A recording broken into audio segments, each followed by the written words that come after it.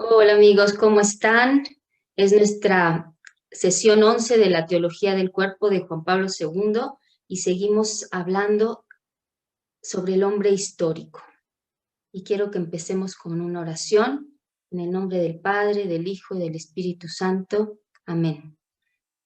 Señor, te damos gracias porque nos permites hoy estar aquí, escuchando tu palabra. Te pedimos que abras nuestro corazón. Espíritu Santo, fuente de luz, ilumina todo nuestro entendimiento, toda nuestra fragilidad para que podamos tener ese corazón blandito que tú quieres para poder hacer vida esto que escuchamos. Te lo ponemos todo en tus manos, pongo mis palabras para que pueda ser instrumento tuyo. Amén. En el nombre del Padre, del Hijo, del Espíritu Santo. Amén. Bueno, y hemos estado hablando sobre las heridas, sobre la vergüenza, sobre querer ocultar todo esto que nos lastima, que nos hace daño y que en realidad si lo ocultamos no podemos realmente trabajar en él, no podemos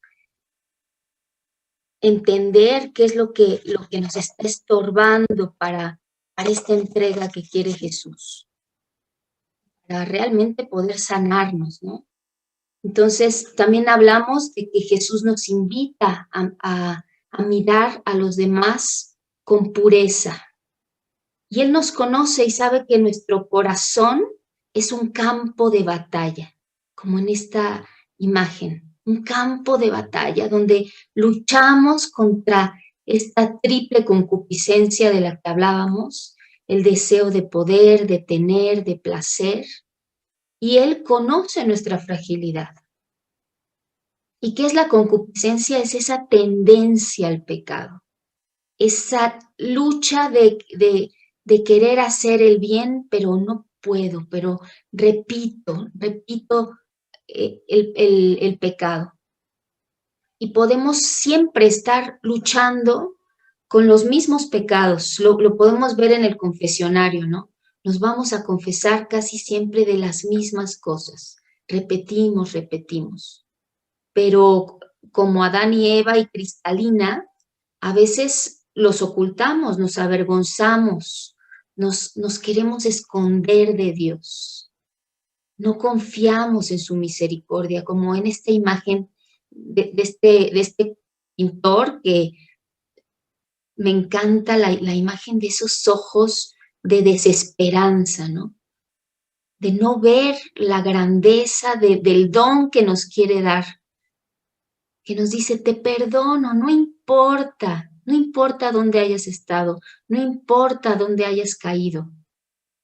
Y a veces cuando aparentemente no hemos caído muy bajo, cuando aparentemente nuestra vida es pues una vida de una persona buena, de una persona decente, de una persona que va a misa, pues a veces esos pecados se quedan todavía más en las profundidades y no los podemos ver.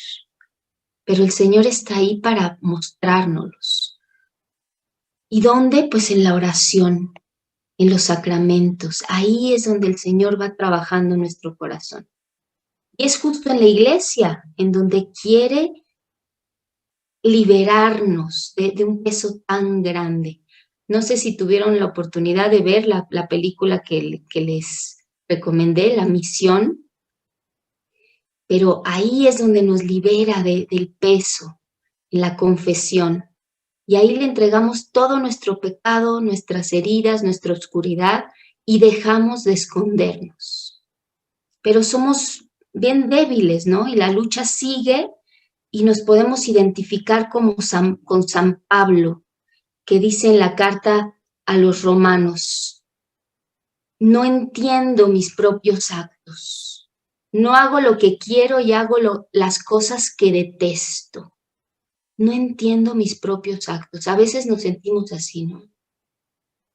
Ahora bien, si hago lo que no quiero, reconozco que la ley es buena. No soy yo quien obra el mal, sino el pecado que habita en mí. Bien sé que el mal no habita en mí, quiero decir, en mi carne. Puedo querer hacer el bien, pero hacerlo no.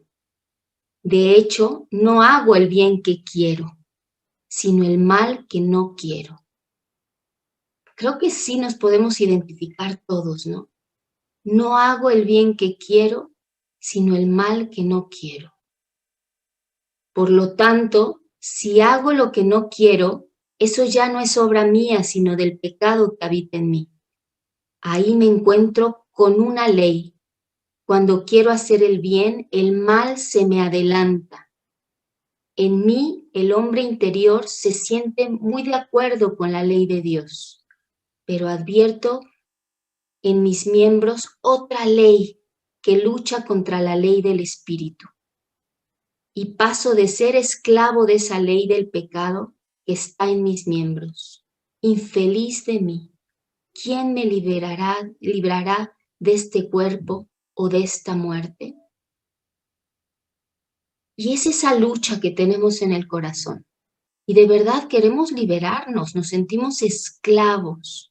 Y así como Adán y Eva, al esconderse, al separarse de Dios, dejaron de alimentarse del Espíritu de Dios, de tomar del Espíritu de Dios todo para donarse, así nosotros también, como San Pablo, luchamos contra la ley del Espíritu.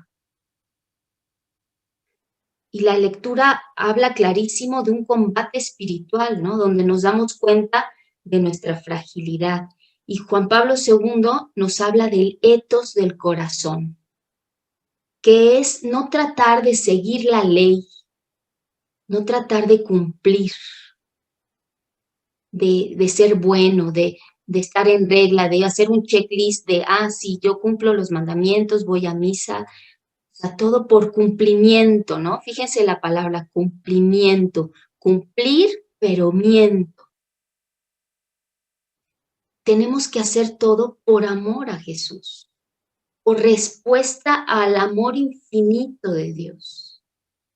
Y Él quiere trabajar en ese corazón para que no necesitemos las reglas. Quiere que su ley esté escrita en nuestros corazones. Este es el etos del que habla Juan Pablo II.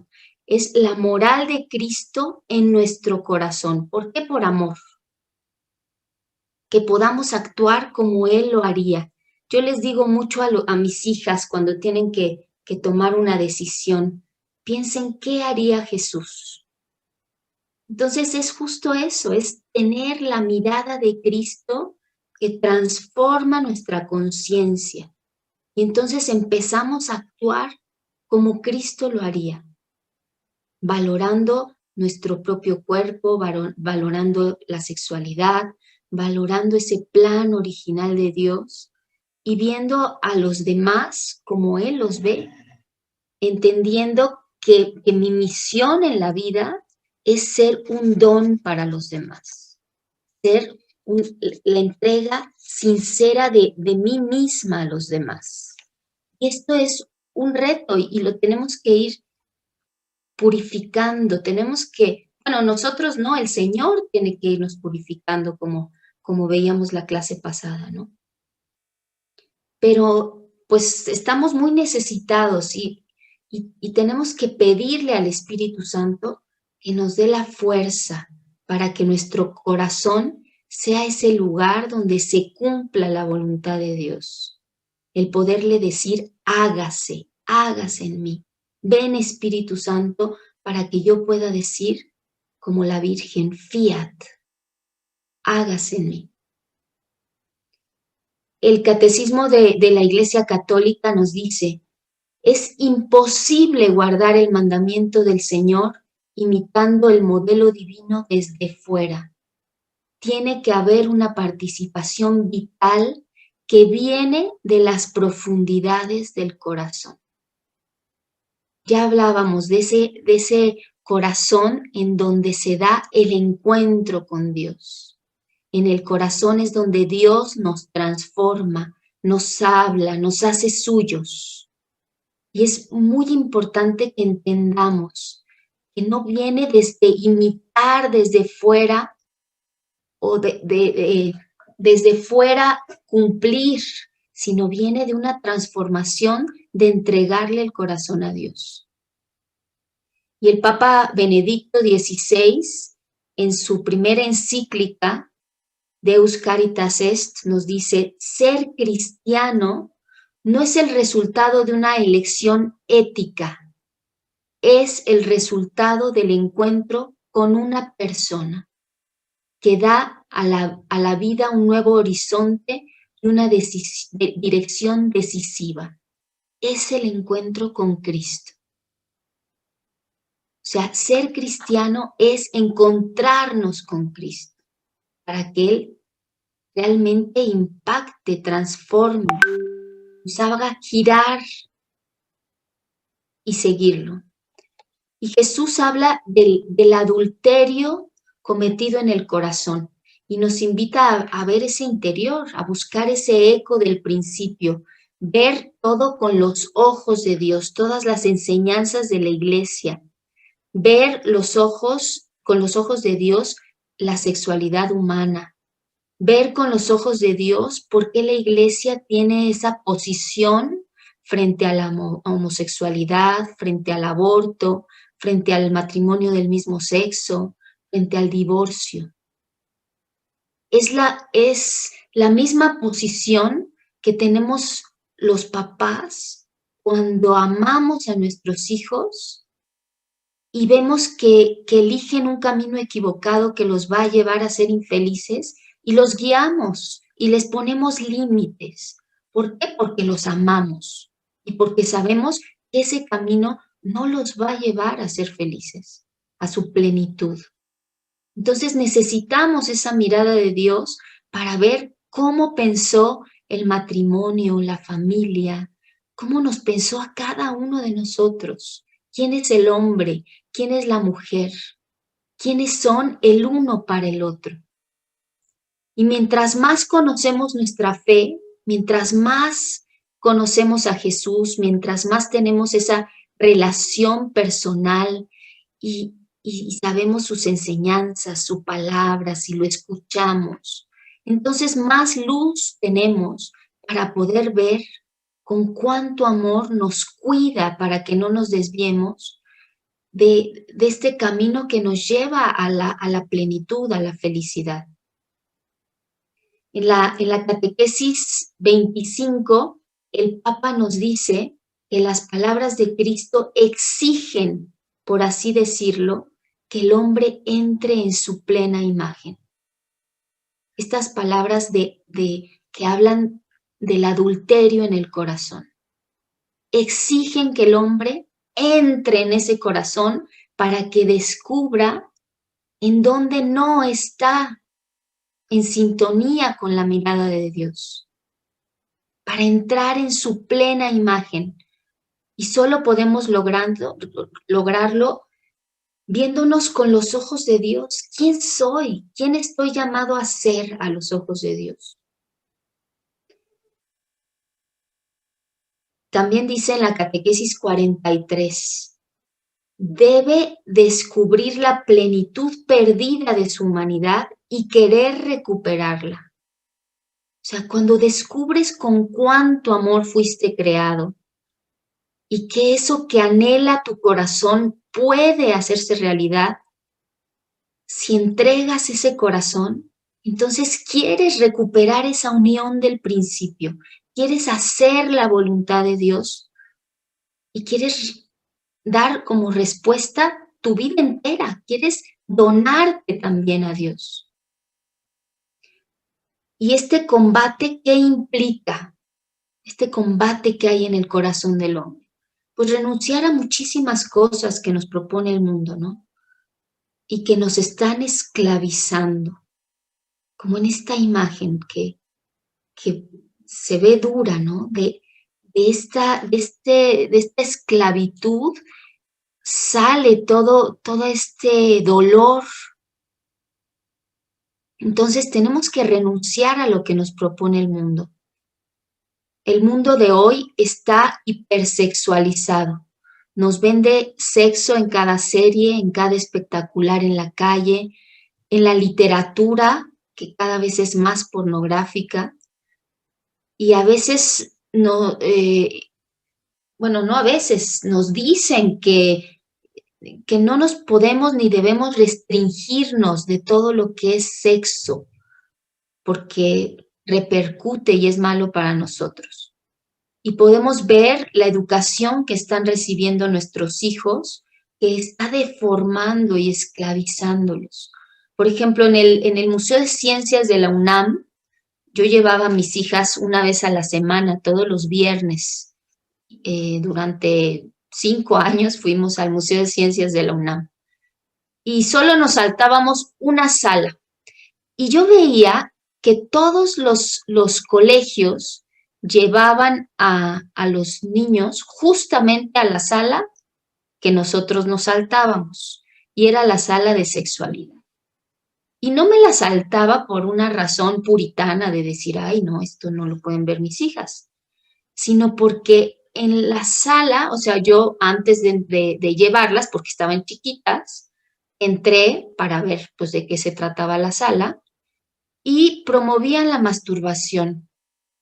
Hablaban a los adolescentes del derecho a ejercer su sexualidad y la solución que les daban con un cómic bastante grotesco de si tú decidiste ejercer tu sexualidad y tuviste relaciones sexuales, la píldora del día siguiente es la opción para evitar el embarazo.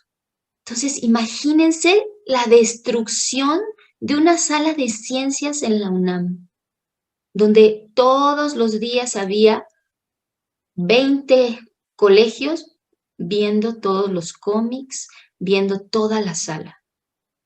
Entonces, en lugar de hablarles de castidad, en lugar de hablar de construir un amor inteligente, un amor para toda la vida, en donde haya relaciones duraderas, relaciones que realmente te construyan, no, hay que hablarles de la píldora del día siguiente, que además tiene efectos peligrosísimos, porque una niña que se acostumbra a tomar la píldora del día siguiente en cada fiesta a la que va, está poniendo en riesgo su aparato reproductor y puede tener problemas graves de salud y puede quedar estéril muy fácilmente. Las paredes del endometrio se van adelgazando y va perdiendo ese aparato reproductor la capacidad de dar vida. Entonces, imagínense la irresponsabilidad de un museo así, ¿no? Y toda la educación está yéndose por esa línea.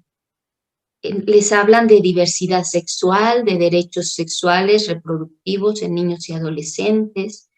Entonces, es súper triste toda esta distorsión que nos está destruyendo. Y pasamos del puritanismo a ver la sexualidad como un medio para obtener placer y promover como derecho que los adolescentes lleven una vida sexual activa. Yo recuerdo una vez una conocida que me dijo, es que nosotros no podemos, su hija tenía 5 añitos, y dijo, nosotros no podemos esperar a que nuestros hijos lleguen vírgenes al matrimonio. Híjole, o sea, es desahuciar al hijo, ¿no? Es decir, tú no puedes construir un amor inteligente, tú no puedes autoposeerte para realmente poder donarte a alguien en el momento adecuado, en el matrimonio. Entonces, es muy importante que nosotros como papás sepamos qué están recibiendo nuestros hijos.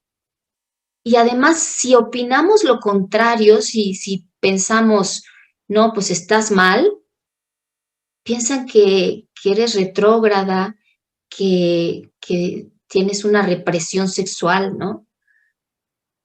Y en realidad nuestros hijos tienen derecho, ese sí es un derecho, a ser protegidos.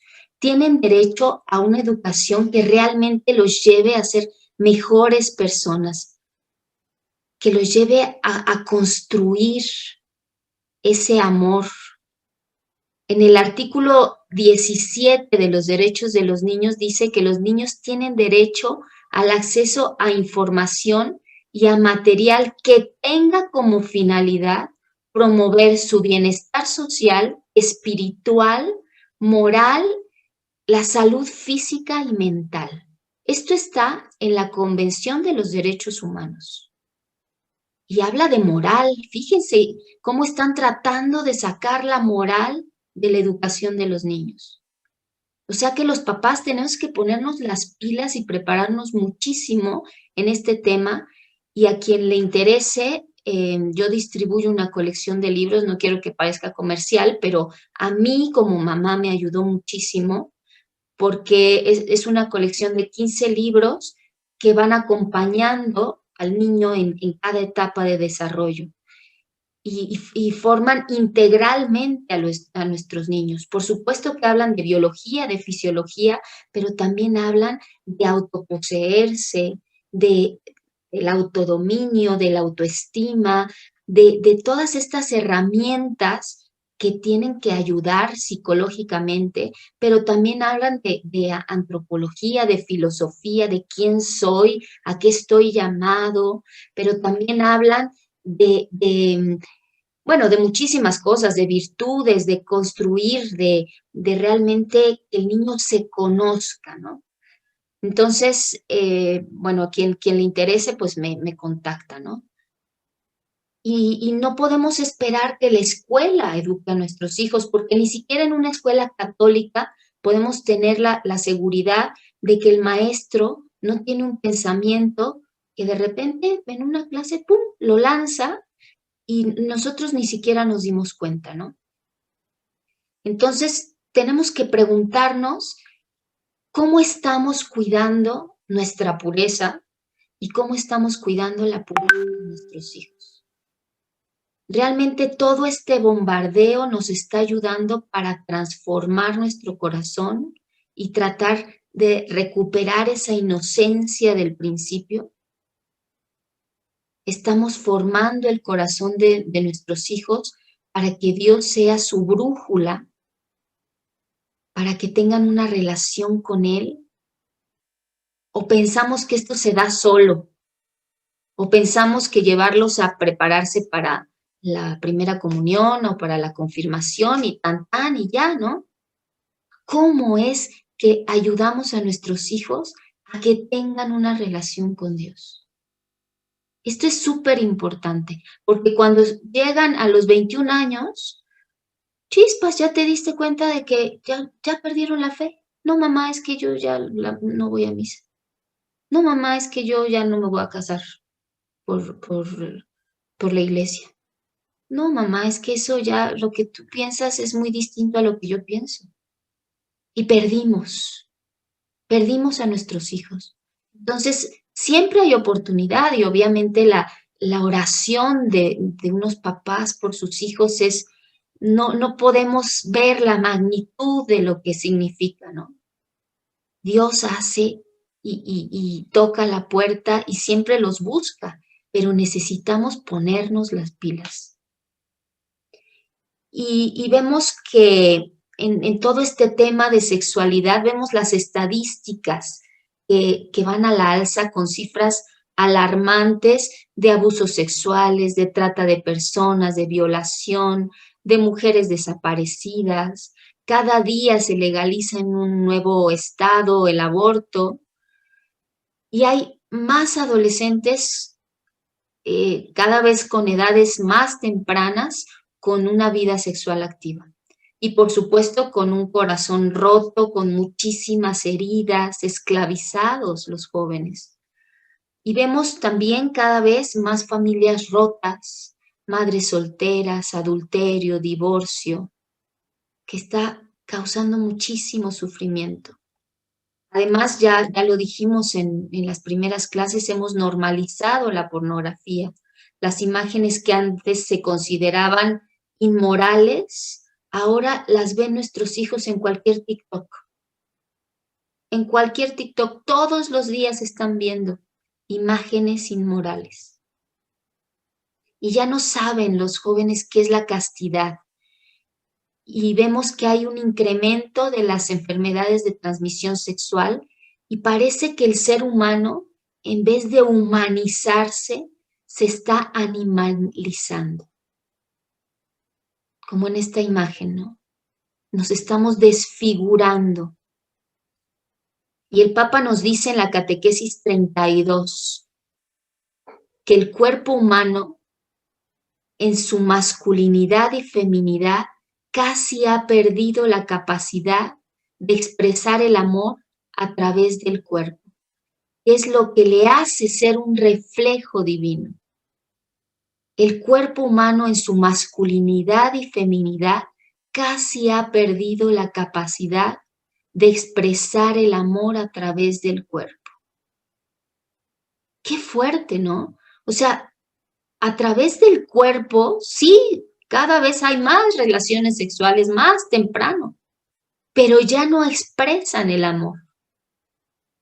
Ya es simplemente un intercambio de experimentar el placer. Y esa capacidad de expresar el amor, Dios la puso en el cuerpo del hombre y de la mujer para ser un reflejo de lo divino. Y deja de cumplir su vocación, su finalidad de ser un don para el otro. El cuerpo se está resistiendo al espíritu, ¿se dan cuenta? Y estamos poniendo en riesgo la unidad de la persona, cuerpo y alma, que no se pueden separar. Está siendo amenazada. Pero el Papa dice, casi ha perdido su capacidad de expresar el amor. O sea que hay esperanza. Hay esperanza en que podemos transformar ese corazón y podemos recuperar ese significado esponsal del cuerpo que se ha hecho extraño al corazón del hombre y ha sido sofocado por la concupiscencia.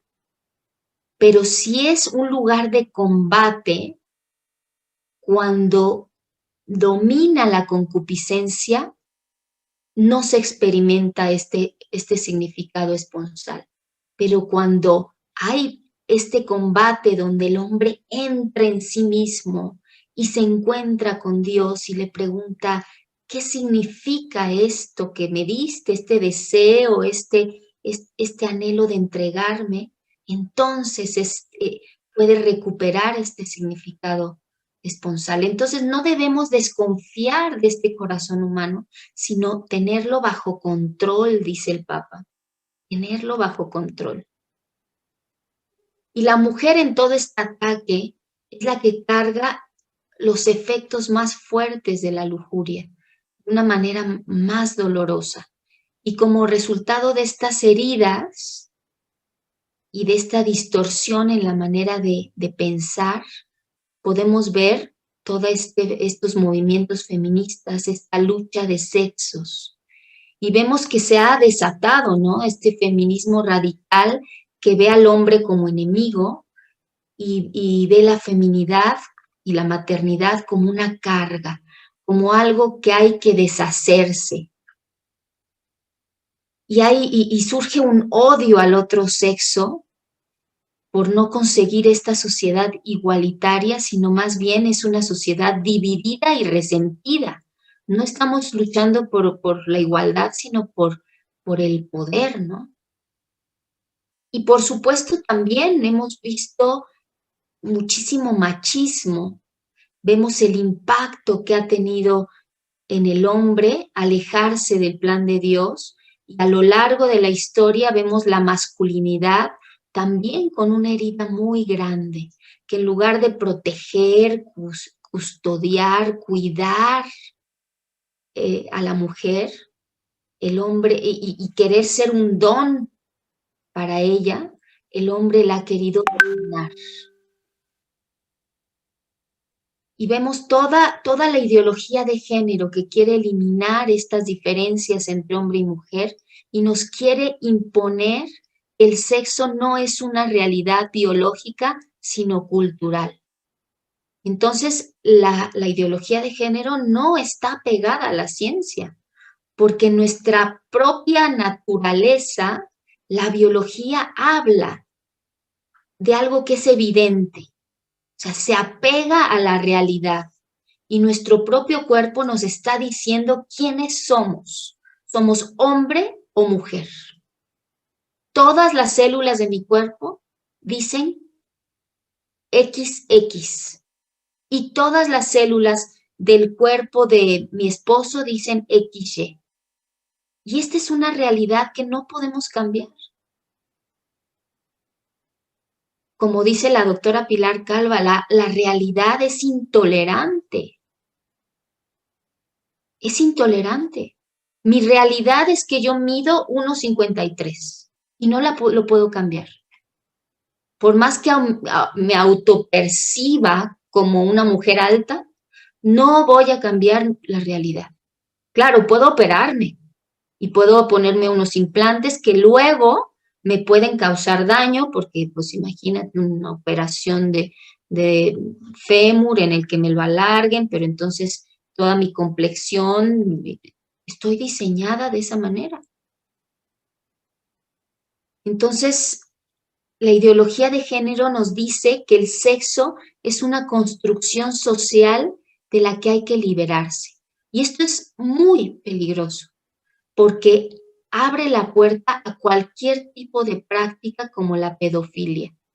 Hay grupos de pedófilos que han tomado los argumentos de la ideología de género para defender su causa y decir es que yo me autopercibo como una persona que está inclinada a dar amor a los niños. Imagínense.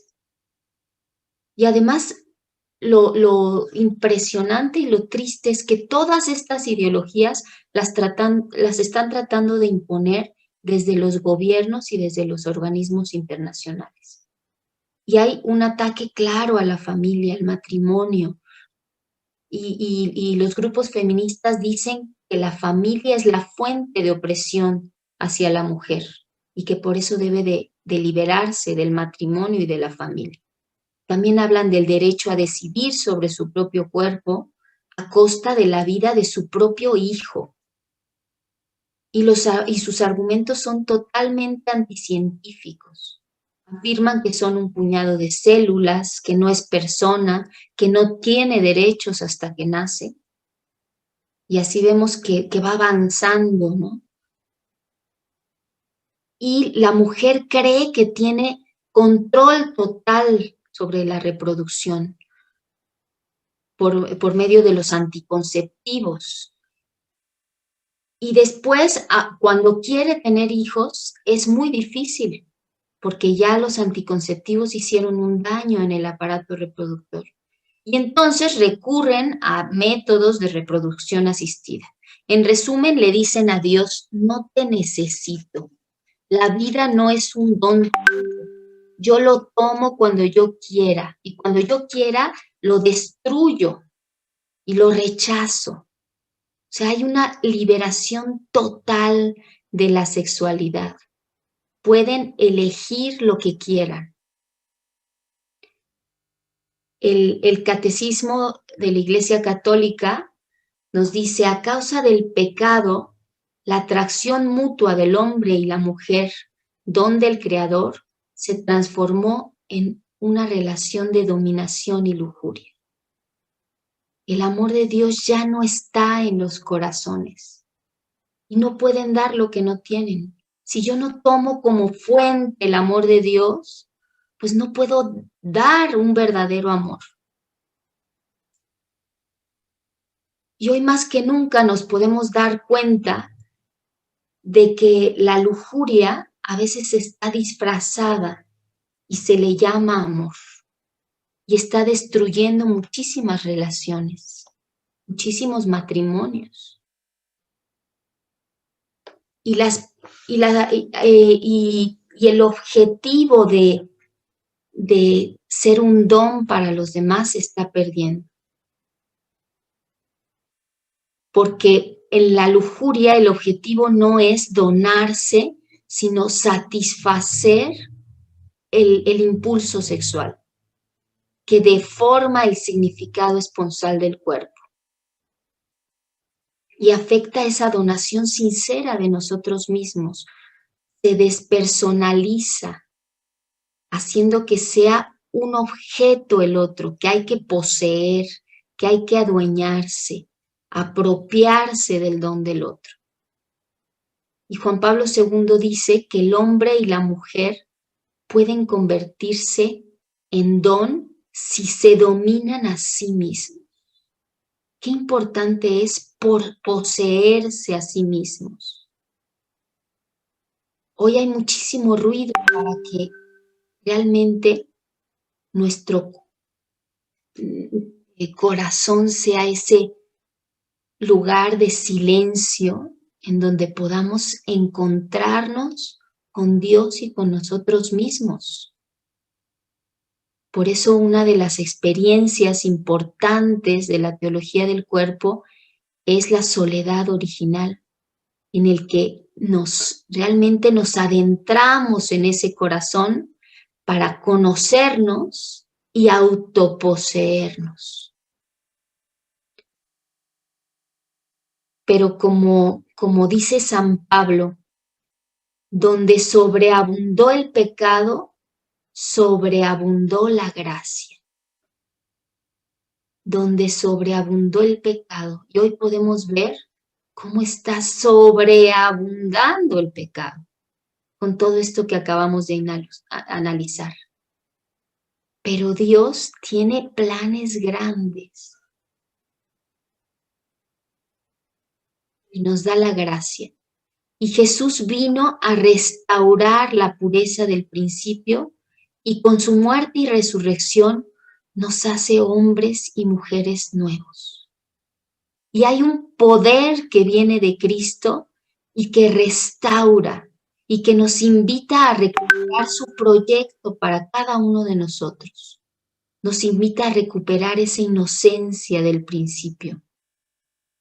Nos invita a recuperar el sentido de nuestra existencia y hace un puente, si se dan cuenta, entre el principio y la redención. O sea, Jesús viene a hacer ese puente y nos pide que nos abramos a la gracia, que nos abramos a su poder transformador. Y Jesús nos dice, yo no he venido a abolir la ley y los profetas, sino a darle cumplimiento. No he venido a decirte, no puedes hacer esto, sino a que te des cuenta de a qué estás llamado, que te des cuenta de que tu destino es la felicidad, que te des cuenta de que la entrega sincera de ti mismo en una relación de amor en el matrimonio o en la vida consagrada, en el donarte a los demás, si eres soltero, por ejemplo, esa donación a los demás, en ofrecerte, en realmente esa entrega sincera, es lo que realmente va a dar sentido a tu vida y te va a llevar a relaciones preciosas de amistad, a construir, realmente a hacer comunidad. Entonces la teología del cuerpo no nada más es para matrimonios, la teología del cuerpo es para todos. El llamado a ser un don, el llamado a ser entrega. Y Jesús nos da la medida de a lo que estamos llamados. Nos dice, sal de la tierra, en el Sermón de la Montaña nos dice que somos sal de la tierra, luz del mundo. Y todavía nos dice algo más grande, sed perfectos como vuestro Padre Celestial es perfecto. ¿Se imaginan? O sea, la perfección. Y podemos ser perfectos solo por su gracia, solo por su gracia. No nos envanezcamos y digamos, wow, la perfección, voy a luchar por ser perfecto cada día. No, es al revés, es en la humildad de reconocer nuestra fragilidad, donde Él nos puede empezar a moldear. Y para eso dejó sus 7 sacramentos, como en esta imagen preciosa. De su costado está brotando toda esa fuente que nos alimenta, sus sacramentos, para poder trabajar en nuestro corazón. Pero para poder tomar ese camino que nos lleva a la plenitud, pues tenemos que acudir a Él. Él nos invita a salir del sepulcro. Y a mí me mueve mucho esta imagen de salir del sepulcro, salir de todas estas realidades de pecado para seguirlo. Señor, ¿qué tengo que dejar en ese sepulcro para salir a la luz? ¿Cuántas cosas hay en esta oscuridad dentro de mí que son realidades de muerte? Y el Señor quiere que lo sigamos. Vean esta entrada de luz o esta salida de luz, ¿no? Y dice, sígueme, sal de esta realidad. Y para que lo podamos seguir, pues hay que conocerlo, conocer su palabra. ¿Cuántos, a mí me resuena mucho el evangelio del joven rico que le dijo, ¿qué necesito para seguirte?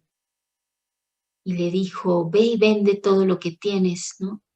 Y el joven rico se retiró triste, porque tenía mucho, ¿no? Entre paréntesis. O sea, no fue capaz de decir, como el mercader de la perla preciosa que vende todo lo que tiene para comprar esa perla de gran valor. Entonces, nosotros tenemos que decidirnos a conocerlo, a tener esa relación íntima, a buscar en su palabra que penetre nuestro corazón realmente para que empecemos a imitar sus modos, su ternura, su manera de mirar, su entrega, y que podamos empezar a donarnos de esa manera a los demás. Y vivir de esta manera solo es posible por la gracia obtenida por la redención, donde nos invita a resucitar con Él. Y tenemos que poner los cimientos de nuestra vida en Jesús. Me encanta el Salmo 1, que dice, serás como un árbol plantado junto al río que da fruto a su tiempo y tiene su follaje siempre verde. O sea, cuando estamos unidos con Dios, cuando conocemos a Jesús y tenemos esa relación personal, cuando sabemos que nuestro Padre nos ama con ternura y no está pensando en cómo nos equivocamos, sino que nos ve con misericordia, entonces respondemos ese amor y somos como ese árbol plantado junto al río. ¿Alguna vez han ido a un río? Puede haber pues árboles chiquitos alrededor en el campo, puede haber hasta cierta sequía, pero los árboles que están junto al río, es una maravilla verlos, cómo crecen frondosos, fuertes, se abrazan al río con sus ramas, ¿no? Y así nos promete el Señor. Seremos como árboles plantados junto al río, jamás tendremos sed, porque estamos tomando de la fuente, porque nuestro anhelo de sed es de un amor infinito, de una sed de Dios. Bueno, pues los invito a meditar todo esto, a ponerlo en su corazón y a que pensemos en todo este hombre histórico que somos hoy, toda esta caída, pero que al final de esta sesión vemos cómo aunque sobreabunde el pecado, la gracia del Señor actúa en nosotros y quiere restaurarnos, quiere restaurar esa inocencia del principio. Muchísimas gracias y nos vemos el próximo jueves. Que Dios los bendiga.